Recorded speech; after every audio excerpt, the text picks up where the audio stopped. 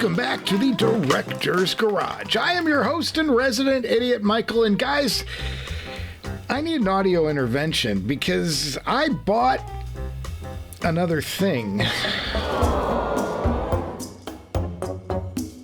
Now, before I get into what's in this box right here, which is something of a holiday gift to myself. Thank you.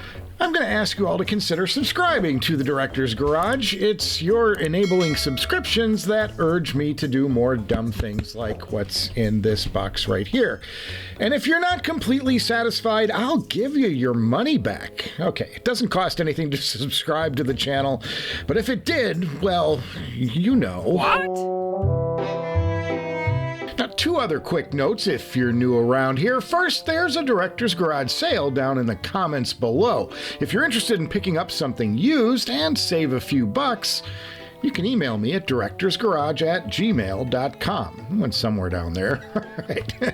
If you want to do a deeper dive into the Director's Garage, I now have Patreon memberships. You can get early access to what's coming up on the show. Members got to see the full reveal of the Modhouse Tungsten and its two-tone faceplate 4 days before the full video went public. And for just a $5 monthly subscription, you can join in on our Zoom meetups where you get to talk back to me and tell me what an idiot I am to my face. The depths of the ridiculousness of this show is bottomless. All right. Get out. What's in this box right here is something I've wanted to get in here for quite a while now. And it would have happened sooner. Just one, I couldn't find any, and two, we didn't have the money because we broke, folks. Hey! Okay, now I'm excited that it's here, and we're about to show it off and see what this thing can do. Are you curious? Well, I'm going to flip this box over, and you're going to know what it is. What's in the box? And oh my God, folks, you've got yourself another DCS, and I think if you know and follow this show at all, you're going to know kind of that, yeah, what's in here is the DCS Lina Clock. Now, to many of you who follow this show, this should come as no surprise. It's no secret that a long-term goal has been getting the DCS Lina Clock in with the DCS DAC, and I just didn't find any used ones on the market when I had the money. Now, this purchase came about because someone listed a brand new DCS DAC, and I contacted the seller, but the quote was too high. He asked me what I was looking to spend, and I said, well, about $5,000 for a used one, and he dropped his price within spitting distance of my budget, so I picked this up. So yeah, this thing is new, and I did get to audition this thing at Can Jam SoCal, and I got to hear the difference with the Lina in and out of the mix, and I'm just excited that I'm finally going to get this in my main stack here to check out. And what I noticed at the time is that the Lina Clock adds a deeper, richer, more textured bass, and the image and the stage are cleaned up. It sounds good to me. And with the Zale HM1, I think we've got ourselves a pretty formidable headphone rig here. And yeah, this thing's a little bit on the heavy side. Now, I would note, this is supposed to be new, and there are some issues here on the boxy box here. There's some stuff that's ripped up a little bit, so maybe I want to take that new comment that the guy told me about with a little bit of a grain of salt. Let's dig deeper. And you get the service manual. This has clearly got some scuffs on it. Really? New? And I'll check this out. There's pieces of the rubber. Man, guys, man. I mean, he said it was brand new in the box. Really? Quiet. Here's the manual right here. It's going to tell us how to connect this thing, but we don't really need this now, do we? Check out the unit. Not too much to see here, really. Ugh. But there it is, boys. There it is. There's the unit. Let's see if there's any scuffs or anything on it, because I am a little bit concerned, guys, because this thing ain't new. It's kind of a lot of things, but new? All right, let's get this thing out and check out what's below, because there is some goodies down here, and it looks like we got ourselves a power link cable. Can use that. A US standard power cable. Going to need power. And an even shorter Ethernet cable. Okay. What else is in the box? Well, there's some other standard power cables for other countries, so we're not going to mess with that at all. Okay, back to this bad boy. Let's check it out, huh? Now, on the front of the unit, you can see, well, it looks like there's some... Okay, and then on the back of this thing, you've got yourself your 2 word clocks. These go to the DAC. This is the power link. It also goes to the DAC, and then you've got your mains and a switch. Always like a good switch. And one last thing I'm going to talk about are these 2 cables. These are the BNCs that go between the 2 units. These are from DH Labs. They are Silver Sonic cables. I had these built back when I was messing around with the M-Scaler and the Chord Hugo TT. And I'm just going to put these on the thing, and we're going to go into a Director's Garage sound impression. What do you think? Sound impression. All right, guys, we are wired up and fired up now, and this came on with no problem. And what I can tell you is back here, this little light down here, when it's dim like it is right now, that means that the clock is off. I'm running this on the internal clock within the DCS Lina DAC. When this thing is on and it's bright like it is right now, that means that we are using the clock as the source to clock the Lina DAC. So there you go. Now, I've tried in the past to do a recording in the hopes that you all could hear the difference, but those 2 episodes with the M-Scaler and the TT2 were a complete disaster and easily the worst Director's Garage episodes. I tell everybody to skip those. So I know what not to do, so let's just fire this up and I'll give you my thoughts on the Lina Master Clock. First listen with and without the clock in the chain. Now, I do love that this Zale HM1 is the perfect width and height to go along with the rest of the Lina stack. I am a bit curious about the Lina amp itself, but for now, we good. And we're going to start off with the Clash, and I'm going to be going to the big one. I'm going to be going to London Calling. This is one of my favorite albums of all time.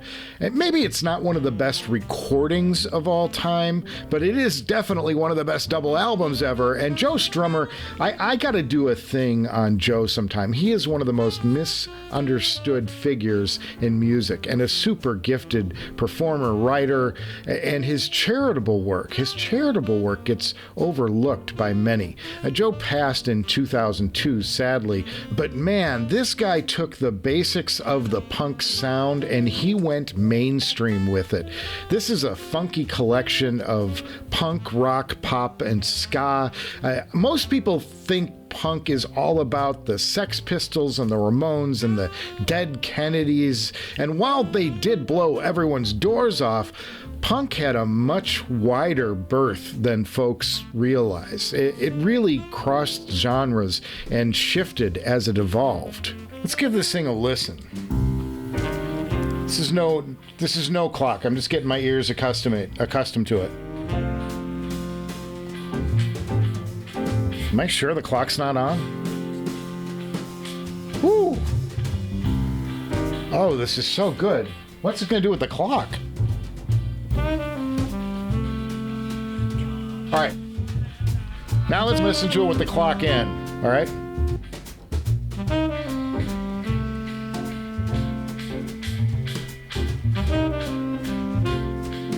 It's tighter and sharper. Like, there's just a little more snap.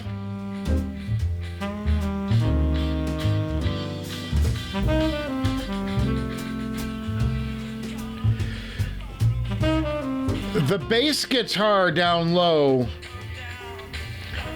has a little more presence and a little more drive to it.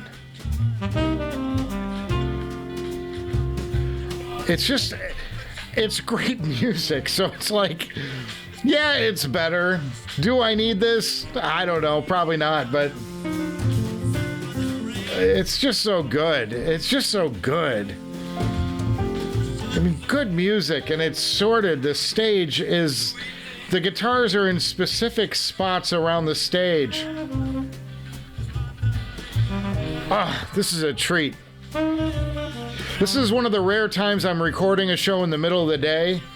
And it's just a little different take on everything. It's just a little, everything feels a little livelier right now.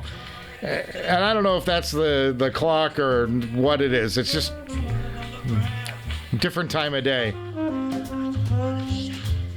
Yeah, this is as good as I recall. If I take it out,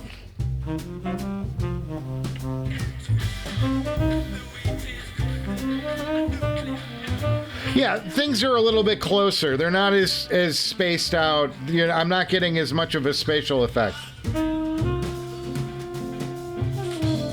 Oh, man.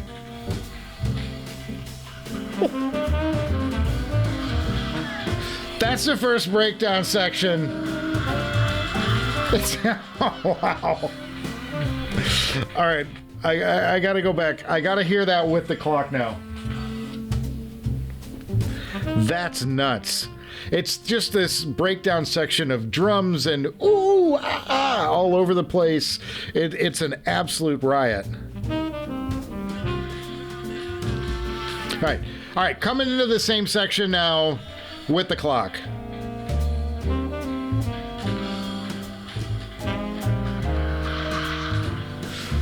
The toms are just... I'm done. I can't believe how layered this is. I kind of remember this as something of a rough and tumble recording. I don't know that I've ever listened to The Clash on this setup. It's been a minute. But this is nuts. The spatial effects of this song. I'm going to be listening to the rest of this album later tonight. Oh, man. Okay. I got to move on to something else now, or this is going to be a forever show. But and I want this to be a tighter episode, so forgive me. I'm going to be skipping some stuff. We'll just hit the highlights, as it were. All right, next up I'm going to be doing some prog rock, because this genre has some of the best recorded material ever. And I'm going to go check out my very favorite Pink Floyd album, and that is Animals. And folks, do not bother with that remix. Go with the original mixes. They really messed up the vocals when they did the remix in I think it was 2018, 2017. Don't do that. Go here. Go for the original. You're going to be in much better shape. And the track I'm going to go for in this older version is Dogs. This is one of my very favorite tracks of any song ever, and it's moody and it's kind of ethereal, and there's a lot of stuff happening. There's a lot of echo and some great guitar parts, but this is kind of like an Inagata-Davida track. This is a track you'd put on the radio if you had to go to the bathroom. Dark, moody. Did you guys notice this? I kind of forgot. Let's listen to it without the clock. It's not a world of difference, but it definitely adds something.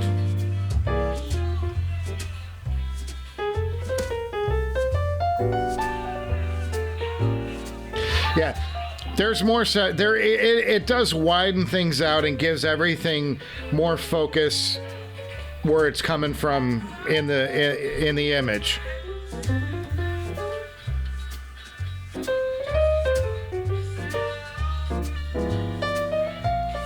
It's just given the music more dimension. And that's working for me. Is it $5,000 worth of dimension? God, am I stupid? Probably not, but I wanted to put together the digital super system, and this is the best I could come up with. And it's it's really good. I mean, it's good. This is phenomenal. Just terrific. there are little staccato, like, mini snare rolls and stuff as they jump between the sections of this song and breakdowns. It's very emotional and moving. Like, you get a lot of moods out of this. And all right, I'm going to pause for a second because I think maybe that's what you're buying with the Lina Master Clock, or what I bought with the Lina Master Clock. And it's just a little bit of emotion. It's giving me emotion and feel that I didn't have otherwise without it. There's definitely a stupidity to spending that much money on a clock. It's a clock, guys. It would have been crazier if I spent the extra $3,000 and got it brand new.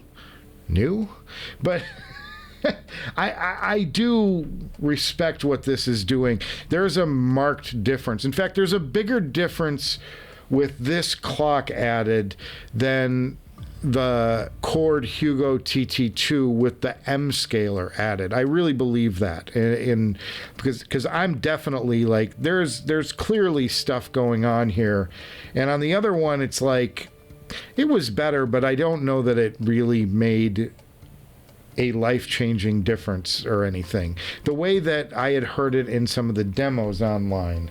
And I was a little let down maybe by the M scaler added to the chain. TT2 was phenomenal. That was a world-class DAC. This is a world-class DAC, and it's now got a world-class clock to drive its DACiness. All right, let's move on now. And I'm going to go to Lyle Lovett. Now I love Lyle because it's this great blend of quiet rock mixed with country and blues. And the album that really impresses me here is it's called The Road to Ensenada. And I want to hear some of this stuff. And the song I'm going to go to is Her First Mistake. I love this. It's a real jazzy bossa nova number. And check that out. Oh man. Now this is different. I was listening to this a few weeks ago. This does sound different.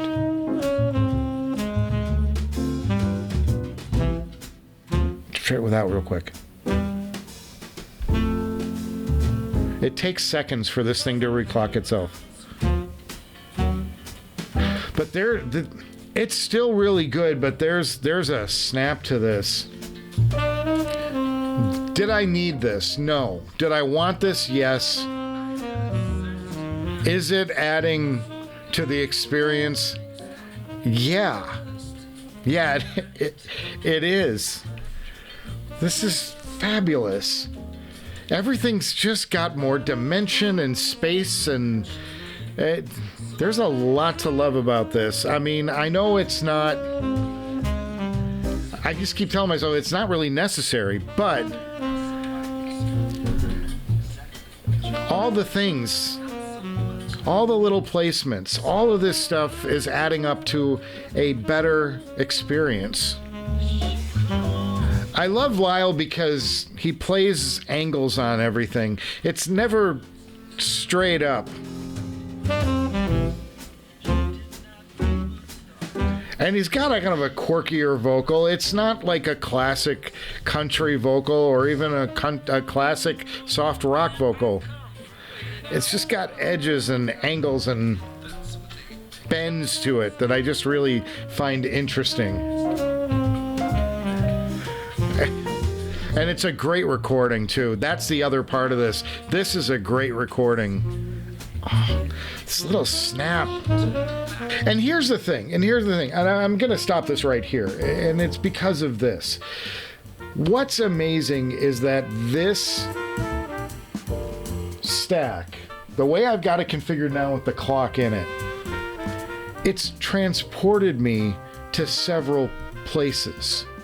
It took me to a club in London in this studio sound where I get this amazing energetic cry out from The Clash and from Joe Strummer. And then I went to this soundscape of animals and Pink Floyd and this amazing textured, layered, laid-back song with haunting vibes and great guitar work, just, very different space. And it's all about mood and emotion. And that's the takeaway from the Lina Master Clock that I get with it versus without it. What I'm gaining is emotion. I'm hearing emotion. Yes, technically I'm hearing tighter this and tighter that, but what it's translating to in the music is emotion. And that's something that is hard to put a price on, So I'm really thrilled that I've added this Lina Clock to this chain. This thing's going to serve us for a long time, and I think my digital source chain is complete for a while.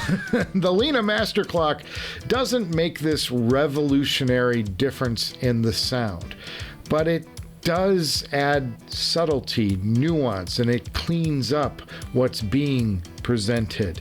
But more importantly is that it adds emotion, and that's something. Now, paired with the Lina DAC and the Zale, I think I've got a formidable stack here that can really provide us with a sensational source chain for evaluating all the headphones we're going to be getting in here in the future, as well as allow me to go and do some late night listening now that I've got this new component here. I hope you had as much fun checking out this addition to my system as I did. There's so much more ahead, so make sure you're subscribed to this channel so you don't miss any of this stuff. We have a lot of fun around here, and I can't wait to check out what's next. Now, give this episode a thumbs up if you're into it, or you can do the other thing. If the only thing you want to see clocked around here is your director right in the kisser. All right, I can't say I blame you either way, and I'm gonna see you before you know it.